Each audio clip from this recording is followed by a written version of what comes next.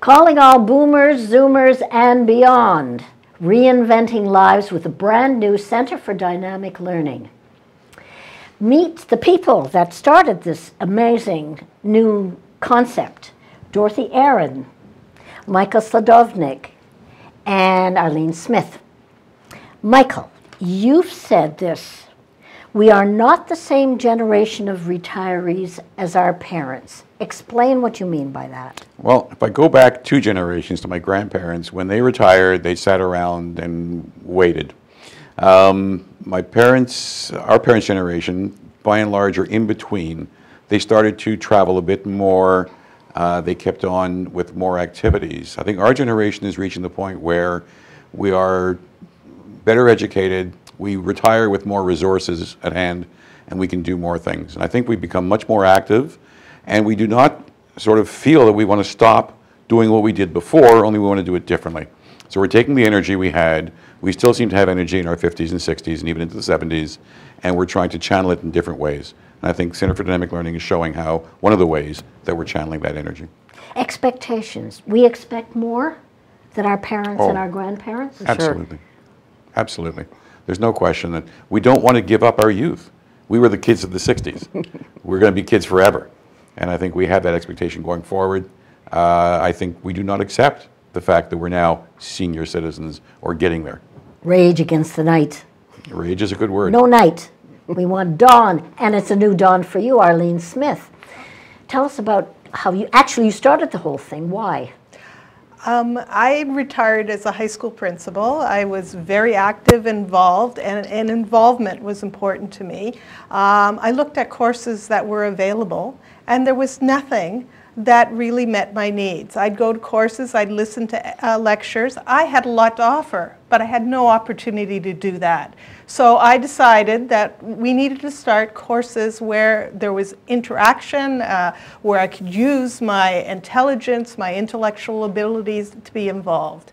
So that's how it started. Well, your whole life has taken on a different direction. When I met you to talk about this program, you had just come back from hiking in Peru. Absolutely. and that, for me, was just a dream come true. I was able to climb in the Andes. Is this about making dreams come true at this time in our lives? Dorothy? I don't know if it's making dreams come true, but it's, I think Michael was dead on when he said it's about some intellectual stimulation, about being involved, about intellectually, socially, and having, in a way, a second life beyond work life. Why did you get involved, Dorothy? I actually happened to see an ad in the Canadian Jewish News from the Prosserman JCC that said, come to a committee meeting that's developing programs for boomers and beyond, and Arlene's name was in it, and I happened to know Arlene from another group that we belonged to years ago, and I thought, okay, why not? I'll go and see what it's like. And were you looking for something else, something new, something different? Yes, I'm a consultant, and things were slackening off in my career. I didn't really feel like going after more business at this stage. This was a couple of years ago, but I was kind of wondering, what am I going to do with my life now? That's the big one. That's the big one. Right. That's what I mean, reinventing life. What am I going to do with my life now? And you came up with? Well, we came up with the concept of CDL, Center for Dynamic, and dynamic was important because it meant people were involved and participating. Instead of just being recipients of lectures. Exactly, passive. exactly, yeah. And the committee, being part of the committee was a dynamic process. The presenters are volunteers, so that's dynamic. So we're looking at everybody involved in this process are volunteers, and that to us is very important. Is it harder for men this time of life when the work life stops or ceases or takes on a half semi-retirement? Is it harder for men? Because of my own background and my own family, my parents both volunteered and worked in charitable, and my grandmother did, so I've been doing this for years, even when I was in education as a teacher. I was always on boards or doing other volunteer activities. That's me personally. I would have to say that of my friends, 70% of the men often don't retire when they could because they haven't got anything to do. There are a number of men I know who, and it becomes a problem for them, it's like falling off a cliff. And that becomes difficult. And so I've counseled people who are in their 40s and 50s, start getting involved in something. Could be a hobby, but it might also be something more social, more volunteering, because that will help you make the transition from work into a richer and fuller life. So yes, I think it is harder for men. Women tend to be more social anyways, generally. That's a gross generalization. But I found in my experience that women are more drawn to groups and therefore have the transition a little bit easier. Would you? I don't necessarily agree with that. Having a career and being involved, retirement was difficult for me because I really felt in my career I was contributing. And that was really important to me. I wanted to make a difference. And in retirement, I still wanted to make a difference. And I looked out there and I said, I'm not happy just to go and go to the gym where everything, where everything is about me. I want to make sure that I contribute to other people. All right, more when we come back.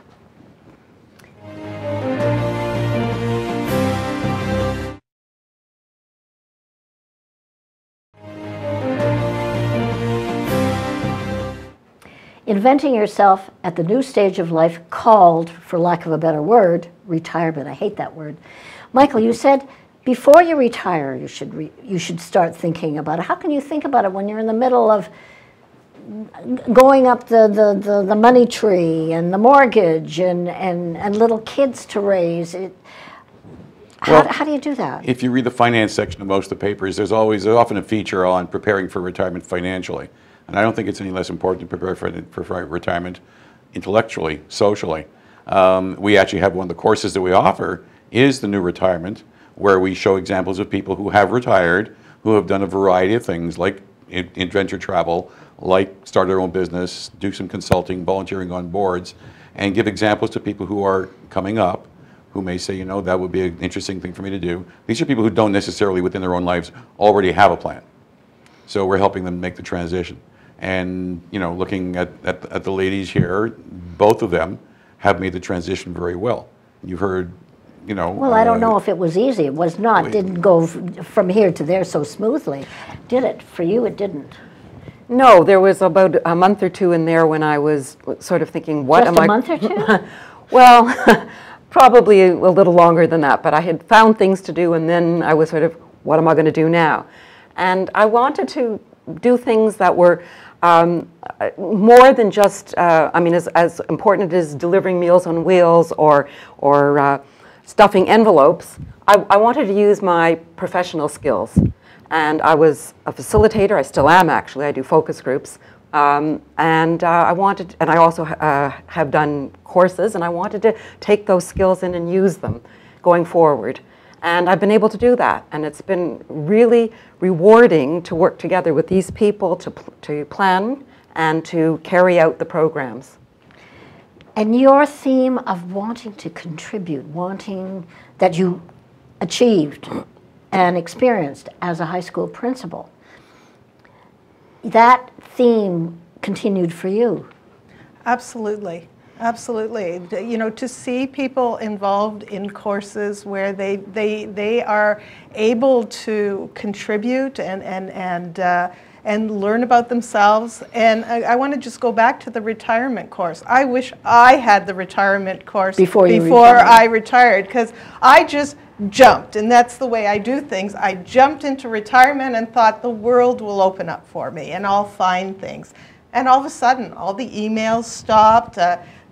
The same people weren't talking to me, and I wasn't sure where to go. And so taking a course like that, not about the financial, I took a program about the financial retirement, but I would have liked to have taken a course that gave me some direction and also talked about the intellectual and emotional retirement. You're nodding, Michael. It's a familiar thing to me. I see it in many of my friends. going through some of the same transitions, and some by circumstance are better prepared for it, and others by not. But I would agree that one of the most important courses we offer is the retirement. We offer a variety of courses, sessions for people on ethics, on family relationships, which are all useful. But the retirement one really speaks to this generation in terms of what's coming up next. If you're not ready for it, it can be a bit of a shock sometimes. I don't know, is it like death? Can you ever be really ready for retirement? Your whole life changes. Unless you know something that we don't know, there's nothing on the other side of death. There is on the other side of retirement, as much as you don't like the word. Which reminds me, you do deal with death, and you do deal with the meaning. That's part of what people lose when they lose the steady work, a reason to get up in the morning, which we call work. There's that. That's the abyss. That's the space that you're talking about. And the danger of feeling irrelevant. You don't matter anymore. Your opinions don't count. You're not mainstream anymore. You're marginalized.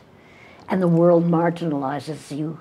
When you're a certain age, let's face it, there's ageism out there. Would you agree? I haven't run into it yet. In general, philosophically. I'm sure there is, but I've been a consultant for much So of you my never career, had that. so I haven't had Did to. you either of you run into it? I've seen it, haven't And do experienced people it yet. report about it? There That are they're some people who disqualified for certain jobs, not because of that they have Is it visual okay to tell appeal. an anecdote about somebody without mentioning names? Yes, you're going to get one. There was someone who had belonged to an organization at a fairly high level earlier, and who is now in his late 70s, and who occasionally lets it slip, not as a complaint per se, but it comes out that nobody asks him his opinion anymore. He's got 40 years of experience in an organization, but he's considered old-fashioned, that we know what you're going to say, and that's the end of it. That diminishes a person. And I think one of the things we're doing with CDL, because of the dynamic nature that Arlene spoke about, is getting people active. It's adult education. It's not, as you said, passive learning, passive listening. It is actually participating. We want people to share their opinions. You have retired lawyers, doctors, pharmacists, accountants, housewives, salespeople. Experience, life absolutely. experience. Yes. And that is what should come to the table. You know, Information we can get from a computer, anything you want. Our, but Yeah, our exactly. speakers are told, you've got 2 hours, in the first half an hour to 40 minutes, tell us what you want to tell us. The rest of it is all discussion. So the bulk of the time is spent on people interacting, and not necessarily only with the speaker. We've had a couple of sessions, because the speaker was so interesting, it became a two-way street. But in most of them, we break off into smaller groups, and people share with each other. With facilitators, as Dorothy mentioned, recently we've gotten a raft of people volunteering to join our committees and help plan programs and be facilitators at sessions. So somehow out of the woodwork in the last couple of months, people have heard of us and are starting to come out and Okay, when we offer come this. back, what do people want to hear? What are they interested in? And what have you got to offer?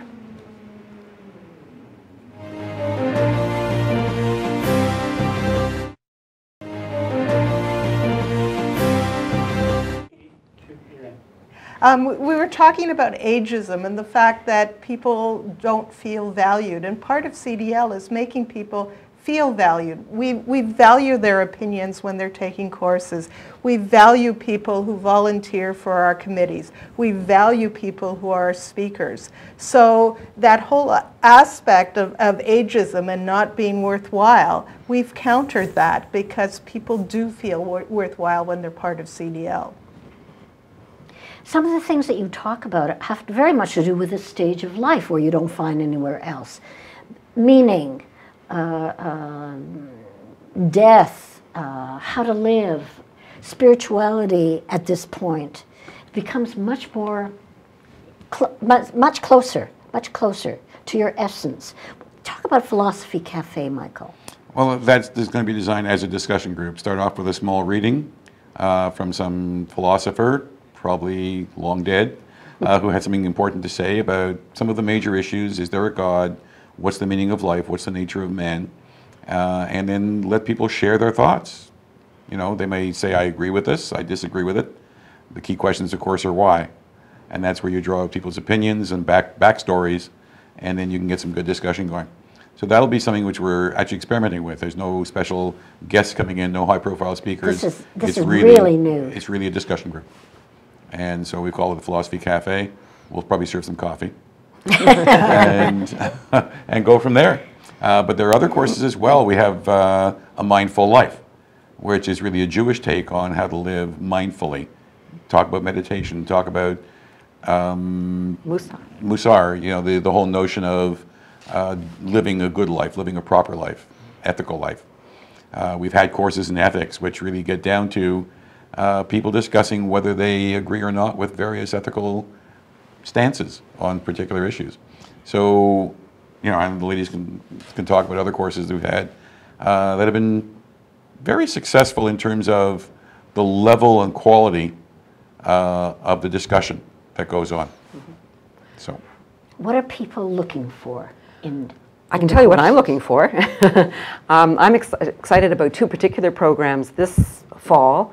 One that I've helped organize on meaningful retirement, which Michael's already alluded to. We have people who have done interesting things with their lives since retirement, coming in and talking about it. And it's also a little bit different in that we've got several people in at each session. So there's no one presenter. So they have 10 minutes, 15 minutes, or even sometimes less to talk about it, and then there'll be questions from and participation from the participants.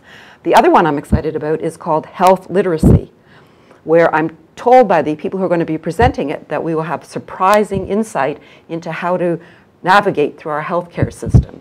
And not just the formal healthcare system, but I gather it goes beyond that to the less formal, how to maybe find help for our parents or ourselves as we age maybe. So I'm excited about that one too. And one of the courses that I really enjoyed was a course on experiential travel. And it looked at volunteer opportunities overseas. It looked at adventure travel. It looked at travel for meaning into your life. And it provided us an opportunity or provided the participants an opportunity to look into themselves and see what they needed in their life to help make it meaningful. Because travel, staying at a resort and just lying on a beach was not the kind of travel we were talking about. It was travel that would provide meaning. Give us an example. We had a couple come in and talk about volunteering in Israel. And they volunteered in the army, and they volunteered through another organization. And they were able to talk about what they did, but also what it did for them and how they helped the people they were working with in Israel. And is this with the qualification of a certain age group? You won't go on an adventure travel in the Amazon like when you're 20, or to India and backpack. Mm-hmm. Is that the cast of it? Is that the attitude for this particular time in life? It's for this particular time in life, but I think you still could do the trip to India, the trip to Peru. I've done it. And I did a presentation on adventure travel with a woman who is approaching 70.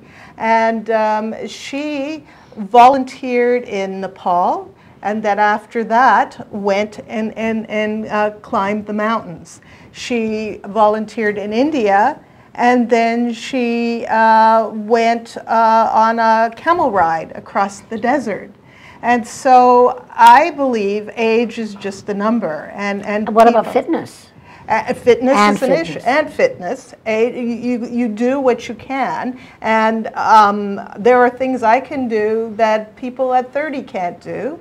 And a lot has to do with the fitness, and a lot of it has to do with your mind and what you believe you can do and want to do. You're adding to that. Well, the attitude. I think the attitude is very different. I mean, I can't imagine my grandmother, if I'd said, let's go to Nepal and volunteer, she'd tell me I was Meshuggah. It's, you know, just unthinkable 30, 40 years ago for most adults to do that. Now it's not only thinkable, it's being done. So we're walking. It's new footprints. We have nobody's footsteps to follow. It's up to us. And it's as big as and available as our imagination, but it helps that other people have gone, individuals, to guide us that way at least. So I thank you all. To get in touch with you, what do people do? The web address Yeah. is cdl@prossermanjcc.com. The phone number, well, it's a Toronto number, so you probably don't need that. Yeah, say Okay. it, say it. It's 416-638-1881, and extension 4235 will get you to reception. Okay, you can do this directly, and or if you want to make a template of this in your own community, you would help. You would help people set up. Yes? Yeah, sure. By all Yeah. means, we're happy to help anybody. Look, to borrow from Abraham Lincoln, we are of boomers, by boomers, and for boomers. We're doing it all ourselves. We started from scratch. I give ARLENE tremendous credit for coming up with the idea. People like Dorothy and a couple of others who were on the original committee. And we've carried it for about a year now, and hopefully we'll expand into the future. And anybody who needs our help, it's available. Okay, thank you all. Thank you. And Thank you. young or old, remember, be a mensch.